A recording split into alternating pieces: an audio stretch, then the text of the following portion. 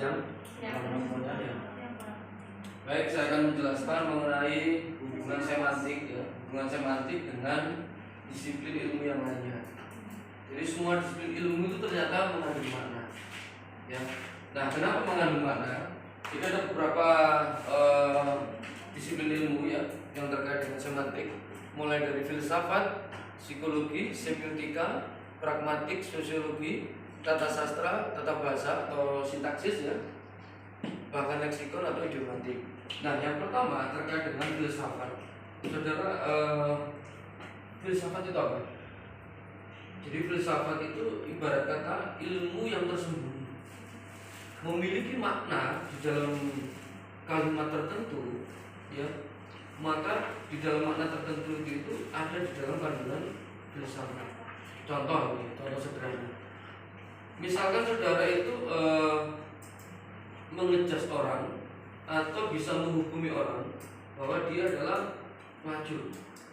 Nah, kalau kita mengambil kesimpulan bahwa dia pelacur karena dia membutuhkan uang, alasan ekonomi, atau dia patah hati, itu tidak bisa seperti itu dalam kandungan filsafat. Nah, cara maknanya bagaimana?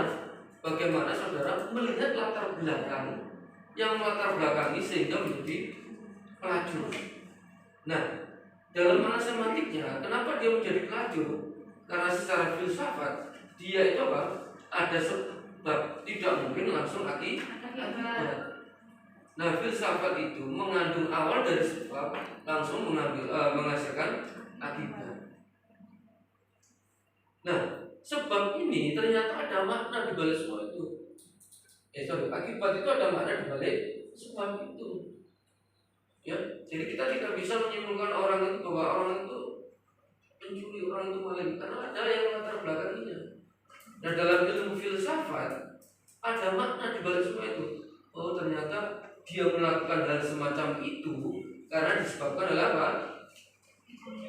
Beberapa tadi, entah ekonomi, patah hati, atau dipermainkan laki-laki, sehingga mengambilkan yang dijual ya, sehingga dia apa? Mengakibatkan dia menjadi pelacur. Ya. Ada lagi dalam filsafat, kenapa Anda menyembah Tuhan? Wah, ini susah lagi memaknainya, ya. Kenapa sholat 5 waktu? Betul, kenapa Anda sholat 5 waktu? Kenapa Anda butuh kok mukanya? Padahal yang tentu adalah pantatnya. Ya, secara filsafat kita kaji lagi. Ya, kalau kita mengkaji filsafat itu bisa gila. Iya. Betul, bisa gila. Tapi di balik filsafat itu ada mengandung makna. Ya, kenapa kok tidak pantatnya yang dibutuhi? Kenapa kok wajahnya, mukanya, tangan dan telinganya? Nah, ini juga mengandung apa? Mengandung filsafat, ada makna. Kenapa membasuh muka? Karena biar pikiran kita menjadi jernih. Kenapa telinga pendengaran kita menjadi baik dan seterusnya? Ya, itu filsafat. Lalu hubungan semantik dengan ilmu lainnya adalah psikologi. Psikologi terkait dengan apa? Kejiwaan atau perilaku manusia. Nah, perilaku manusia saja bisa dipandang dari segi semantik, ada maknanya. Ya, ada maknanya. Kalau memang orang itu berambut gondrong dan sebagainya, perilakunya aneh, dia seniman. Maknanya adalah seniman. Kenapa? Dari segi perilaku. Oh, perilakunya dia setil dan sebagainya, rajin. Oh, ternyata dia terpelajar. Ya. Nah, itu yang bisa perilaku yang bisa diberi makna. Ya. Oh, ternyata dia itu perilakunya humanis dengan orang lain, sopan santun dan sebagainya. Entah sopan santunnya dibuat-buat atau settingan atau memang betul-betul sopan santun. Nah, itu juga kita bisa beri makna. Orang ini ternyata baik. Ya. Lalu saya hubungan semantik dengan ilmu semiotika. Semiotika terkait dengan apa tadi? Dia itu simbol, petanda atau ketanda atau tanda. Ya, kalau simbolnya dilarang parkir seperti apa, kita maknai. Ya, jadi semuanya ada maknanya. Misalkan di luar ada tanda, misalkan orang jalan begini, berarti apa? Kita harus diam. Lalu ada klakson, ya? Kita melewati di kelas itu dilarang membunyikan klakson. Ada makna tertentu, ya. Lalu hubungan semantik dengan ilmu lain yaitu pragmatik. Pragmatik terkait dengan apa? Tindak tutur. Tindak tutur semuanya yang ada di sini itu bisa saya maknai. Ya seperti kemarin ya, tindak tutur kemarin ya, kalau kita ngomongnya membentak, diam, nah itu berarti tindak tuturnya maknanya apa?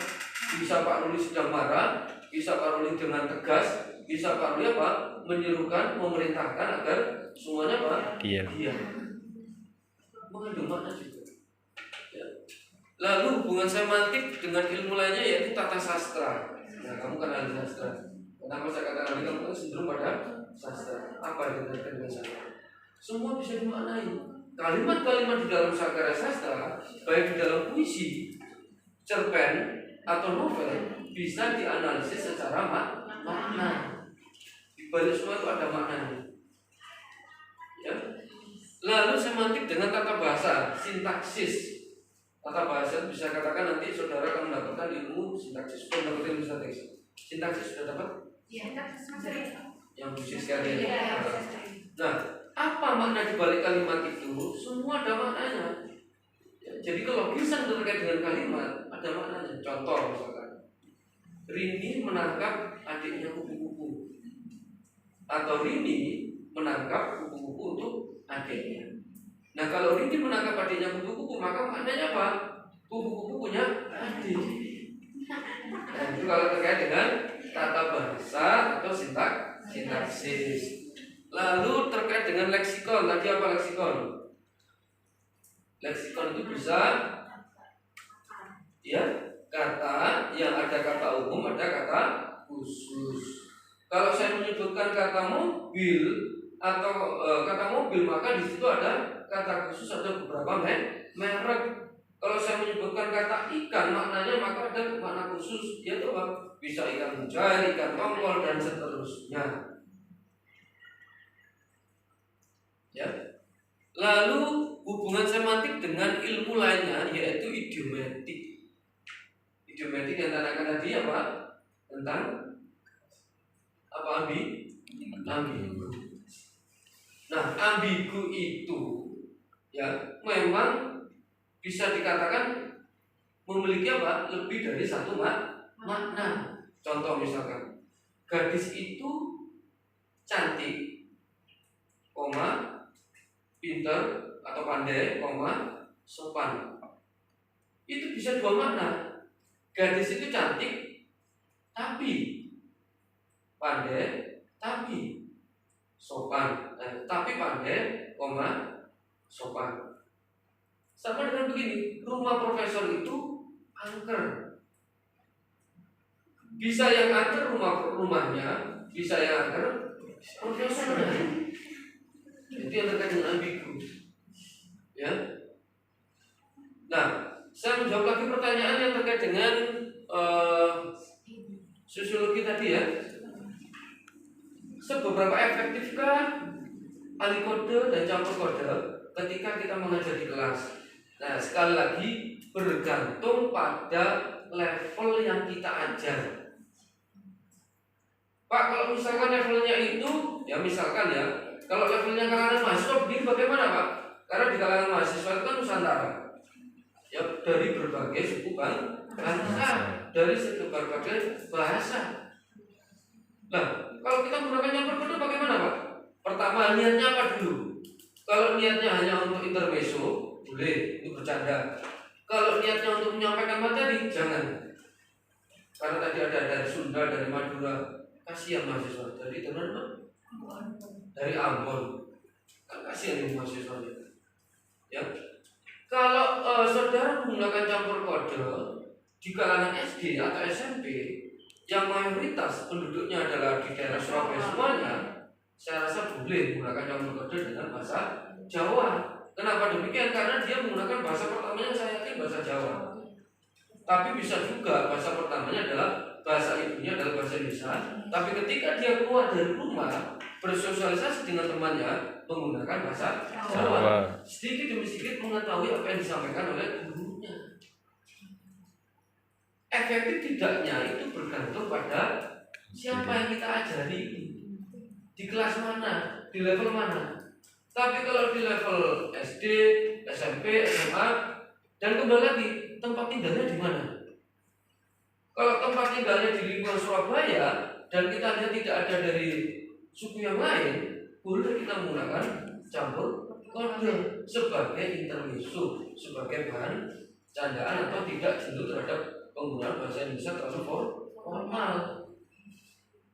Saya saja yang di S3 dulu ya, yang namanya Prof Bambang yang waras satu biasa, itu selalu menggunakan campur kode.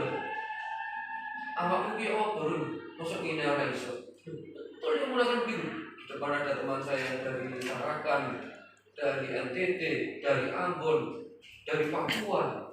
Dia mengatakan begitu teman. Ketika lalu teman saya dan bapak tanya ke saya terjemahkan. Ini maksudnya. Saya sampai menerjemahkan itu. Jadi Prof Bambang selalu menggunakan itu. Kadang bercampur kode dengan bahasa asing, bahasa Inggris. Ya, jadi boleh. Tapi kalau kelas yang multilingual yang kelas sekolah-sekolah kan ada multilingual itu, kelas internasional. Nah, apa yang kita gunakan? Dua bahasa Indonesia dan bahasa Inggris. Mau tidak mau siswanya harus bisa mengikuti apa kehendak dari gurunya. Karena kelas multilingual. Kalau Anda boleh tahu, kalau Anda tahu ya di daerah Citraland itu ada sekolah namanya Cikal. Cikal itu mayoritas bahasa Inggris. Ketika beliau bersosialisasi dengan namanya juga bahasa Inggris. Nah, yang sekolah ada yang dari Venezuela, ada yang dari Spanyol, ada yang dari Amerika, ada yang dari Tiongkok. Ya. Tapi dia menggunakan bahasa persatuannya adalah bahasa Inggris. Nah, gurunya pun juga bahasa Inggris. Dan gurunya saya tanya ketika dia tidak berani mencampur kode, padahal gurunya dari Indonesia. Ya. Ada pertanyaan sampai di sini terkait dengan hubungan semantik dengan ilmu dari berbagai disiplin ilmu. Ternyata dari berbagai disiplin ilmu itu juga mengandung makna. Samanya dengan kalau dengan morfologi pun misalkan kita baca-baca morfologi, sama juga mengandung makna. Ya. Jadi mengandung makna semua. Ada pertanyaan? Silakan kalau bertanya. Ada yang kurang jelas? Monggo, silakan kalau mau bertanya. Nah, saya kata monggo itu juga termasuk campur kode dengan bahasa Jawa. Ya karena saya melakukan kebiasaan begitu. Ya, mau tidak mau saya utarakan. Ya, silakan kalau ada yang mau bertanya. Berarti Silakan. ketika tidak bermasalah di dalam kelas itu berarti dikatakan relevan. Relevan, bukan relevan. Sah. Sah. Kalau relevan itu hubungan. Ya. Arti relevan itu hubungan. Sah. Sah, boleh, diperbolehkan. Selama tidak ada permasalahan di kelas ini saya menggunakan campur kode, sah. Tapi kalau di kelas ini ada yang protes misalkan dari Sunda, sering menggunakan bahasa Jawa, tolong diingatkan. Nah, saya berusaha untuk menggunakan secara utuh menggunakan apa? Bahasa Indonesia. Begitu. Ya. Jadi kembali lagi pada yang satu Pak, selama tidak ada masalah, sah. Ya. Lalu yang kedua Pak, bergantung level kelasnya. Bergantung level kelasnya. Campur kode dan alih kode. Karena ilmu sosiolinguistik itu karena itu terkait dengan hubungan antara manusia dan manusia, maka menimbulkan berbagai banyak apa? Bahasa yang muncul. Jelas kan? Ada pertanyaan lagi silakan. Ada? Ada pertanyaan? Sudah jelas ya? Sudah. Baik, kalau sudah jelas, saya akhiri dulu pertemuan kali ini. Insyaallah depan kita berjumpa lagi. Assalamualaikum warahmatullahi wabarakatuh. Waalaikumsalam warahmatullahi wabarakatuh.